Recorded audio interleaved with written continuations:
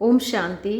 29 अक्टूबर 2024 की प्रातः मुरली में बाबा हमसे कहते हैं, मीठे बच्चे, आत्मा से विकारों का किचड़ा निकाल शुद्ध फूल बनो। बाप की याद से ही सारा किचड़ा निकलेगा। मीठे बच्चे, आत्मा से विकारों का किचड़ा निकाल शुद्ध पवित्र फूल बनो। बाप की याद से ही सारा किचड़ा निकलेगा। प्रश्न है, पवित्र बनने वाले बच्चों को किस एक बात में बाप को फॉलो करना है? पवित्र बनने वाले बच्चों को किस एक बात में बाप को फॉलो करना है? उत्तर में बाबा कहते, जैसे बाप परम पवित्र है, वह कभी अपवित्र किचड़े वालों के साथ मिक्सअप नहीं होता। बहुत बहुत सेक्रेड यानी पवित्र है। ऐसे आप पवित्र बनने वाले बच्चे बाप को फॉलो करो। सी नो इविल मतलब बुरा मत देखो, बुरा मत सुनो, बुरा मत बोलो। ओम शांति। बाप बैठ बच्चों को समझाते हैं, है तो यह दोनों बाप। एक को रूहानी बाप, दूसरों को जिस्मानी बाप कहेंगे। क्या कहा बाबा ने? दो बाप है, एक को रूहानी, दूसरे को जिस्मानी बाप कहेंगे।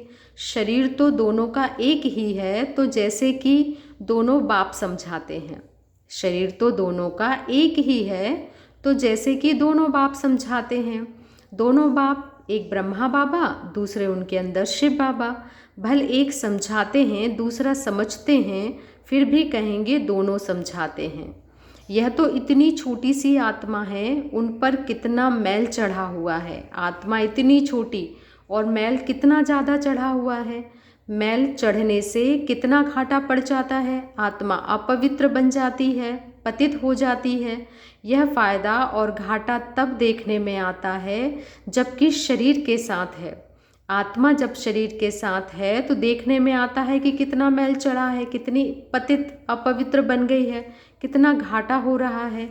बाबा कहते हैं, तुम जानते हो हम आत्मा जब पवित्र बनेंगी तब इन लक्ष्मी नारायण जैसा पवित्र शरीर मिलेगा। अभी आत्मा में कितना मैल चढ़ा हुआ है। जब मधु अर्थात शहद निकालते हैं तो उनको छानते हैं ना, तो कितनी मैल निकलती है। फिर मधु शुद्ध अलग हो जाती है।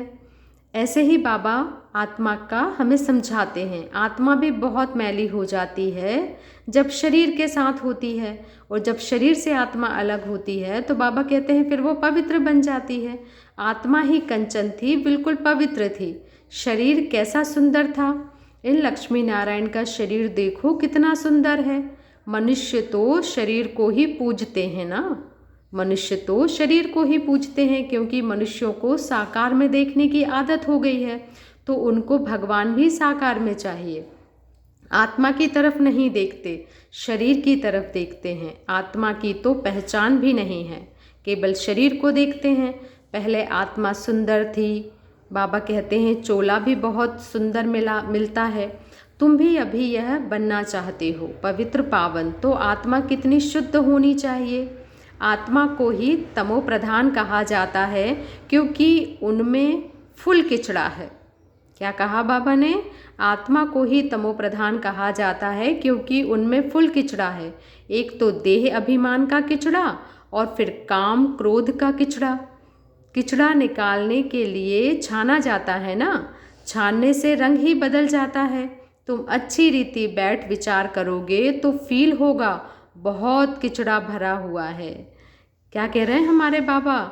तुम अच्छी रीति बैठ विचार करेंगे तो फील होगा बहुत किचड़ा भरा हुआ है। किचड़ा मतलब कचरा भरा हुआ है।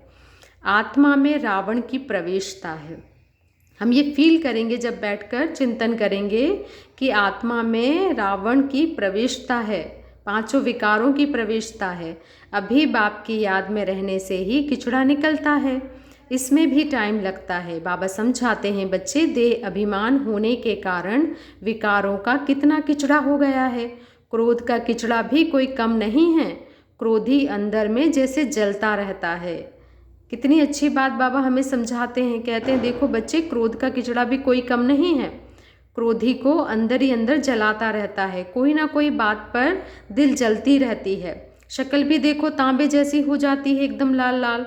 अभी तुम बच्चे समझते हो हमारी आत्मा जली हुई है।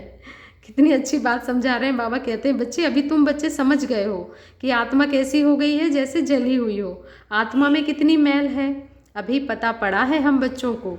यह बातें समझने वाले बहुत थोड़े हैं। क्या कहा बाबा ने, ये जो बाबा बातें समझाते हैं इनको समझने वाले बहुत थोड़े हैं। इसमें तो फर्स्ट क्लास फूल चाहिए। बाबा का ज्ञान समझने के लिए बुद्धि एकदम फर्स्ट क्लास चाहिए। अभी तो बहुत खामियां, बहुत कमज़ोरियां हैं। तुमको तो सब खामियां निकाल बिल्कुल पवित्र बनना है ना। यह लक्ष्मी नारायण कितने पवित्र हैं, वास्तव में उन्हों को हाथ लगाने का भी हुक्म नहीं है। वास्तव में उन्हों को हाथ लगाने का भी हुक्म नहीं है।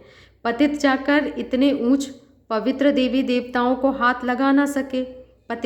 पतित जाकर इतने ऊंचे देवी देवताओं को हाथ लगा नहीं सके। बाबा कहते हैं हाथ लगाने लायक ही नहीं है तो हाथ कैसे लगाएंगे। शिव को तो हाथ लगा नहीं सकते, वह है ही निराकार, उनको हाथ लग ही नहीं सकता। जो निराकार है, किसी आकार में नहीं है, उनको हाथ कैसे लगाया जा सकता है।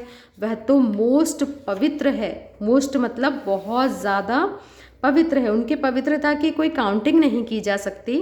बाबा कहते हैं भल उनकी प्रतिमा बड़ी रख दी है, क्योंकि इतनी छोटी बिंदी उनको तो कोई हाथ लगा ना सके।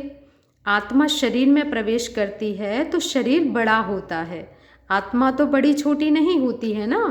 यह तो है ही किचड़े की दुनिया, छी गंदी पतित।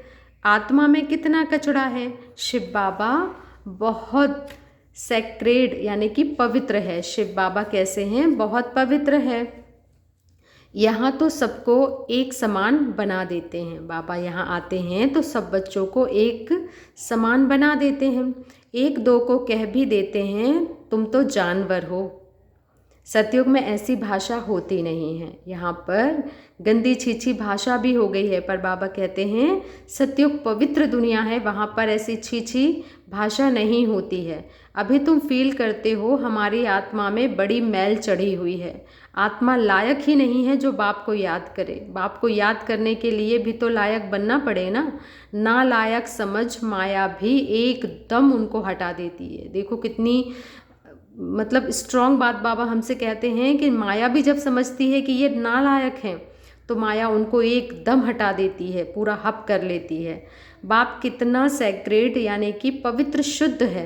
हम आत्माएं भी क्या से क्या बन जाती हैं।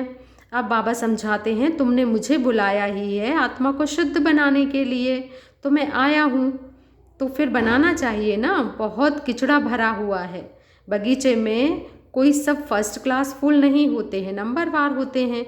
बाबा बागवान है, आत्मा कितनी पवित्र बनती है, फिर कितनी मैली एकदम कांटा बन जाती है, कितनी शुद्ध पवित्रतम हाईएस्ट स्थिति पर होती है, और फिर गिरते गिरते एकदम मैली कांटा बन जाती है। आत्मा में ही देह अभिमान का काम क्रोध का किचड़ा भरता रहता है। बाबा कहते हैं क्रोध भी मनुष्य में कितना है। देखो तुम पवित्र बन जाओगे तो फिर कोई की शक्ल देखने की भी दिल नहीं होगी। क्या कह रहे हैं बाबा हमसे, बच्चे जब तुम पवित्र बन जाओगे ना तो तुम्हारी किसी की शक्ल देखने का मन नहीं करेगा, अर्थात पतित तरफ जाने की इच्छा ही नहीं होगी।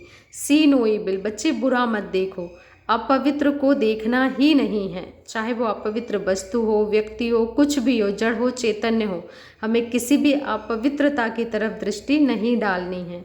आत्मा पवित्र बन पवित्र नया चोला लेती है तो फिर किचड़ा देखती ही नहीं है।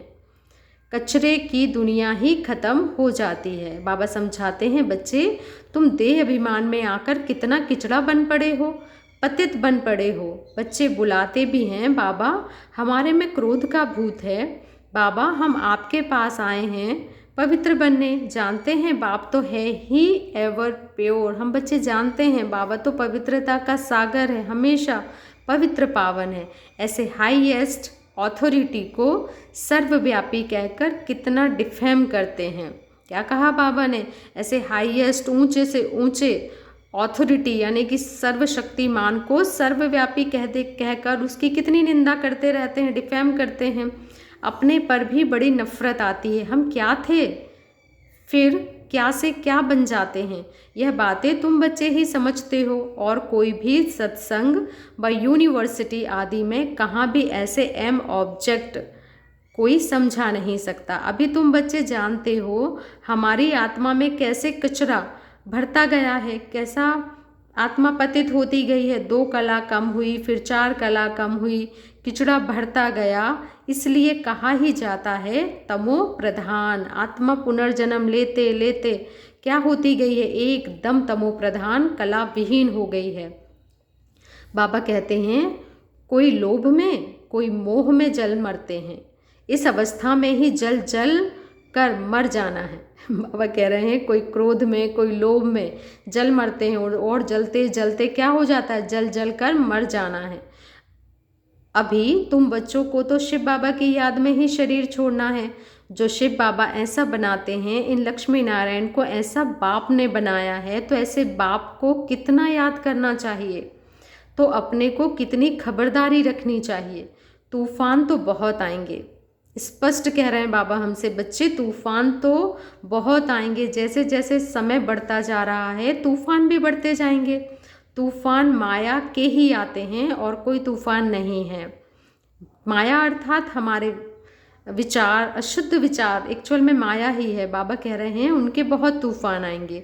जैसे शास्त्रों में कहानी लिख दी है हनुमान आदि की, कहते हैं भगवान ने शास्त्र बनाए हैं।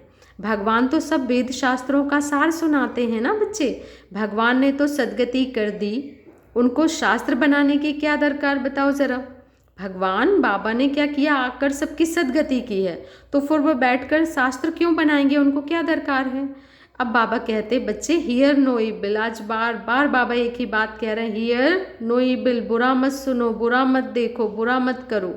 इन शास्त्रों आदि से तुम ऊंचे नहीं बन सकते हो। मैं तो इन सबसे अलग हूँ।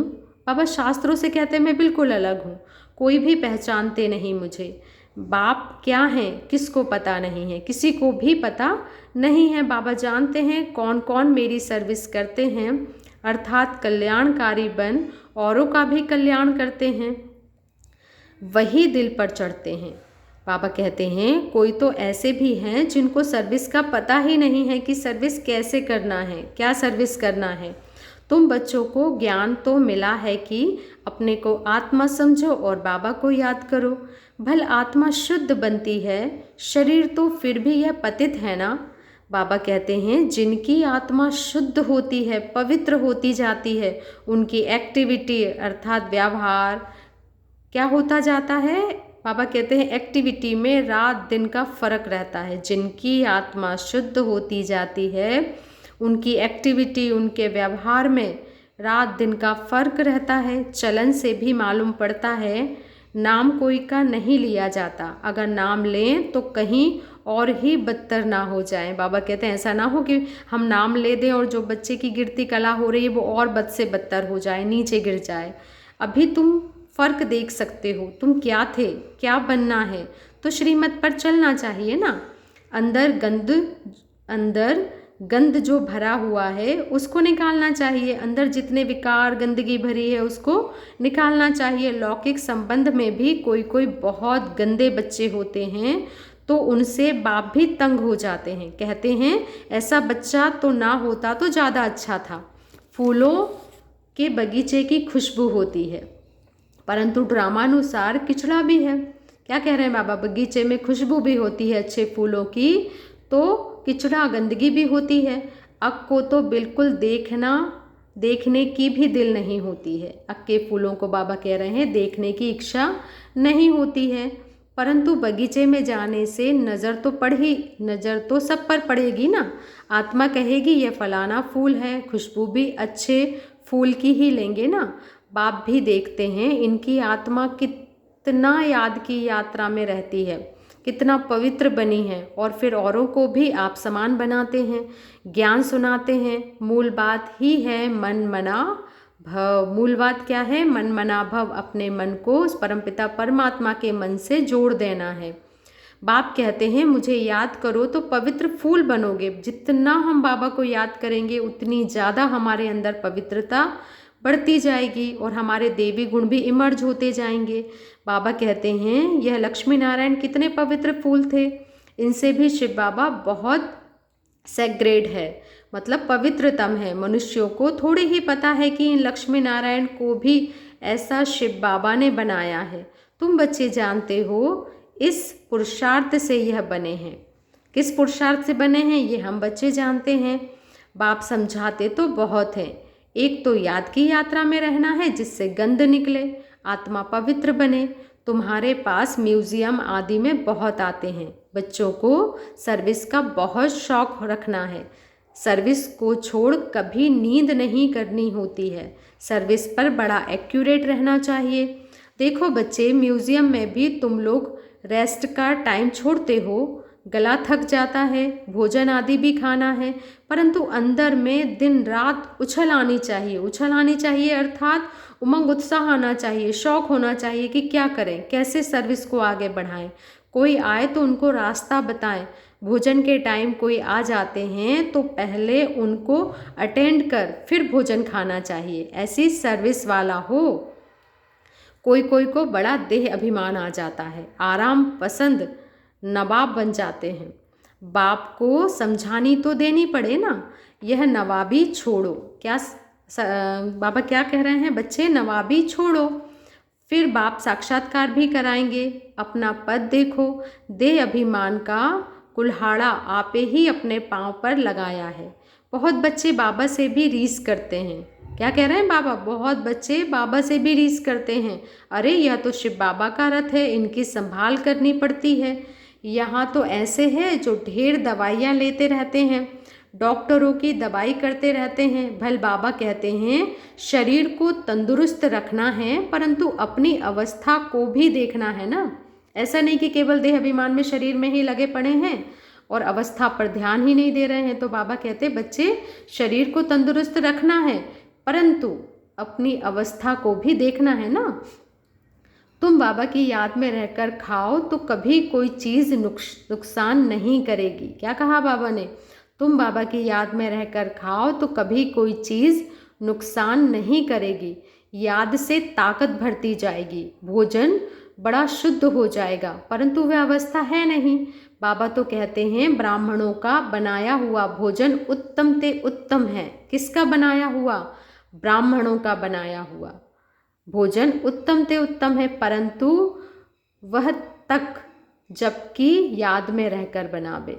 अंडरलाइन करेंगे इस बात को। बाबा कहते हैं ब्राह्मणों का बनाया हुआ भोजन उत्तम ते उत्तम है, परंतु वह तब तक जबकि बाबा की याद में रहकर बनावे। याद में रह बनाने से उनको भी फायदा, खाने वाले को भी फायदा होगा। अक भी तो बहुत है ना, यह बेचारे क्या पत पाएंगे? बाबा कह रहे हैं अक के फूल भी बहुत है और ये क्या पत पाएंगे? बाप को तो रहम पड़ता है, परंतु दास दासियां बनने की भी नूद है। बाबा कहते हैं इसमें खुश नहीं होना चाहिए, विचार भी नहीं करते हैं हमको ऐसा बनना है। दास दासियां बनने से फिर साहूकार बने तो अच्छा है, दास दासियां रख सकेंगे। साहूकार बनेंगे तो वो दास दासियां रख सकेंगे। बाप तो कहते हैं निरंतर मुझ एक को याद करो, सिमर सिमर सुख पायो। भक्तों ने फिर सिमरनी अर्थात माला बैठ बनाई है, वह भक्तों का काम है। बाप तो सिर्फ कहते हैं अपने को आत्मा समझो, बाप को याद करो, बस। बाबा एक ही काम देते हैं बच्चे, अपने को आत्मा समझो, बाप को याद करो, बस। बाकी कोई जाप ना करो, ना माला फेरो। बाप को जानना है, उनको याद करना है। बाप को जानना है, उनको याद करना है। मुख से बाबा बाबा भी कहना थोड़ी ही है। तुम बच्चे जानते हो वह हम आत्माओं का बेहद का बाप है। उनको याद करने से हम सतो प्रधान बन जाएंगे, अर्थात आत्मा कंचन बन जाएगी। कितना सहज है, परंतु युद्ध का मैदान है ना।